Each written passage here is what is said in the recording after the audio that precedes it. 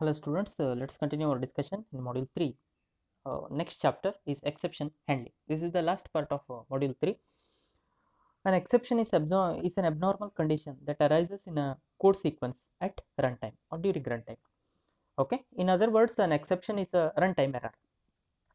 In computer language that do not support the exception handling, errors must be checked and handled manually. Okay. So Java's exception handling avoids these problems and in the process brings runtime error and error management into the object oriented world. So this is one of the feature of object oriented concept or Java, which provides the exception handling mechanism. The exception is a runtime error which can be easily monitored and it can be handled. Okay, these are the best example for exception. So whenever you are trying to divide a number by 0, okay, any inputs you can provide, any kind of input you can provide, but during computation, whenever a number you are trying to divide it by 0, then obviously it's an infinity, its value is infinity, so you have to handle the situation appropriately. So an appropriate message should be displayed to the user. Similar other approaches or other kind of exceptions we'll be discussing in detail later on. Let's proceed further. So fundamentals of exception handling. Okay, a Java exception is an object that describes an exceptional condition or erroneous condition that has occurred in a piece of code. When an exceptional condition arises, an object representing that exception is created and thrown in the method that caused the error. Fine. Once the exception is thrown, it is to be caught and it is to be necessary action to be taken. So please concentrate all these terms. Exception will be thrown by a module, right? And once the exception is thrown by the module from the piece of code, it is to be caught and appropriate action to be taken by the another module, right? So Java exception handling is managed via 5 different keywords. One is try, second one is catch, then throw, throws, as well as finally. Out of these 5, try and catch are called as the basic blocks. Throw and throws are the statements, and finally is once again a block. It is optional. Once the error is caught or exception, so exception is caught from the try block. Try stands for monitoring. Please understand, any piece of code or set of information you want to check for the exception, you have to insert them inside the try block. So try will keep on monitoring any kind of possible exception during runtime. Once the exception is caught, there itself the normal execution stops, and immediately it will make a call for the catch block. Okay, once the catch block gets the control, so necessary action for the said exception will be taken by the catch block. So try and catch are the basic requirements or basic blocks of exception handling. Apart from them, we have keyword throw, which manually throw as well as throws, which manually throws the or raises the exception. Okay, and finally is a block. Once again, please remember, block should be included inside the flower brackets. Okay, and statements, and then no need of having any such type of flower brackets and all. So try, catch, as well as finally are the blocks over here. So after try, catch block, if you want to execute anything, that will be executed by the finally block. We'll be discussing them in detail. So same thing is described over here. Just go through the description. We'll be discussing in detail about the same by considering the programming examples. The general form or syntax of exception handling, which is described below. So this is the general form, as you can see, which I have highlighted. It has got a try block. Okay, block in the sense it is to be included inside the flower brackets, so that flower brackets just observe check the comment lines inside. So block of the code to monitor for the errors. Any number of statements you can include in between, okay, which monitors the all the possible exceptions. Fine. Then each type of exception should have a catch block. Please try to understand each type of exception. There may be any number of exception arises, okay, in a small piece of code. Possibilities must be there, right? So each type of exception should be handled by one particular catch module. Oh, catch followed by, as you can see here, exception type 1. This is the formal name given now, and it's a object, exception object, okay. Java provides a set of built-in classes, okay, to monitor all the different types of exception. Please understand, Java provides the built-in class to monitor and to take appropriate action for almost all the types of runtime errors. That is one of the feature of Java. You just mention the name of the built-in class to handle the particular type of exception. Formally it is mentioned as exception type 1 followed by, check the pointer, okay, exception type 1 followed by formal object name exe exob. Fine. It's a block. Once again, it should be included inside the braces.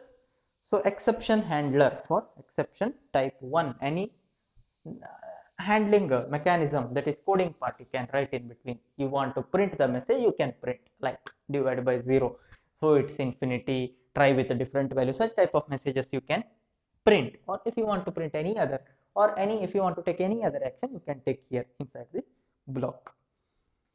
Then as I said earlier, a single try block can monitor any different types of or any number of exceptions.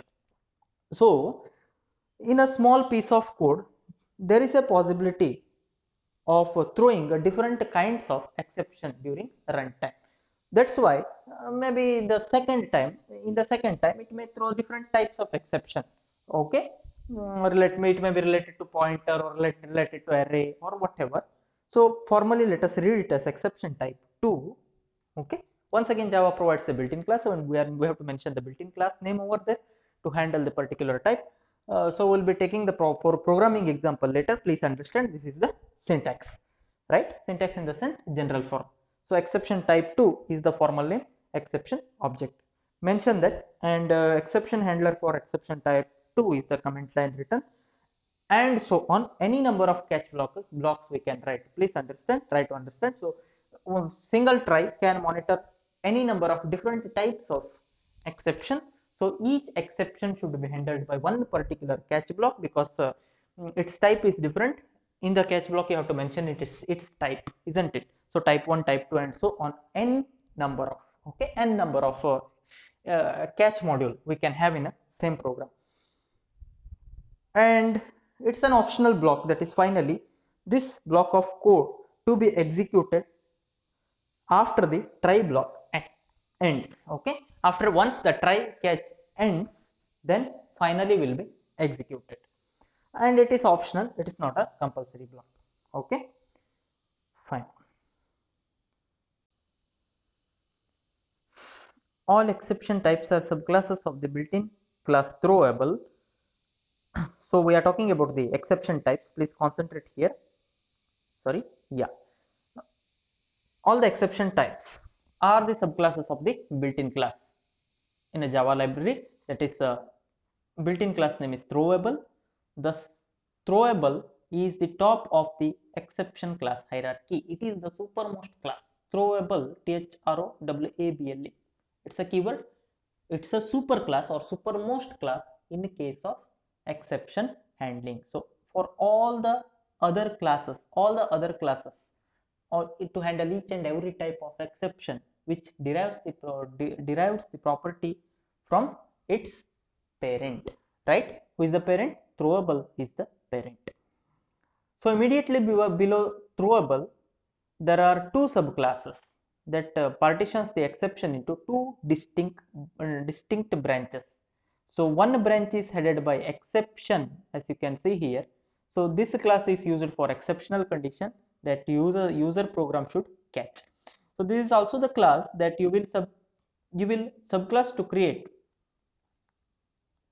your own custom exception types. Okay, there is an important subclass of exception is runtime exception, and the second branch, as we have discussed. So in the exception handling, supermost position in the exception handling, the supermost class in the exception handling is the throwable, which is the built-in class, and it has got mainly two branches or two subclasses. The two subclasses, one among them is the exception, second one is error. Please concentrate here. That exception, first branch I am considering, that try to make a note of it. Okay, write the hierarchy as well. Hope you are understanding, right? That parent class, that is throwable, has got two children. What are the two children name? One is exception, second one is error. That exception has got children again. What is the child name? Sorry, that exception has got a child. That child name is runtime exception. Please try to understand this. And the other one is the error. That is different one. That error is the subclass directly from the, it is the subclass, it is not the subclass of exception, it is the subclass of the supermost class, that is throwable class. Go through these statements. Hope it is clearly visible in the video, right? Fine. So these are the theoretical parts, very important topic from module 3. Next we have to see the programming example. We'll start with the basic thing, that is what will happen if you do not handle the exceptions, okay, and how to overcome such type of situations, that we are going to discuss. Please try to understand the basic concepts thoroughly. Exception, I'll just brief out. So exception is nothing but a runtime error. Listen carefully. Exception is nothing but a runtime error. Okay, Java provides the exception handling mechanism. So to handle the exceptions, Java provide different keywords. Five different keywords we have come across so far. It is, one is try, then catch, throws, as well as finally. Out of these five, try as well as catch are the basic or necessary blocks to handle any type of exception. So finally is an optional block. Apart from those three, what we have, two keywords we have, throw and throws, which manually throws the exceptions. We'll be discussing about that later. So we have come across the syntax of exception handling. So in that syntax we have considered only three blocks. One is your try block, which monitors all the types of exception. So a program can have single try block and multiple catch blocks. It can monitor to different types of, any single try block can monitor the different types of the exceptions. So each type of the exception should be caught separately, hence multiple catch blocks are considered. You can see them here, which I am highlighting, isn't it? Okay, then next is the exception type, very important topic, theoretical part again. As see, Java provides the built-in class. The supermost class name is, we have already come across the exception, sorry, inheritance concept, the superclass and subclass, or parent and child, isn't it?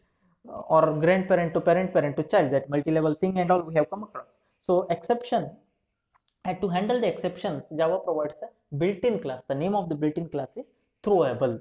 That throwable mainly has got two childs or two subclasses. One subclass name which we are using is exception, and the other subclass name is the error. And this exception further has got one child. The child name is runtime exception. Please try to understand all these things. Okay, if you have any doubt, you ask. Thank you for watching.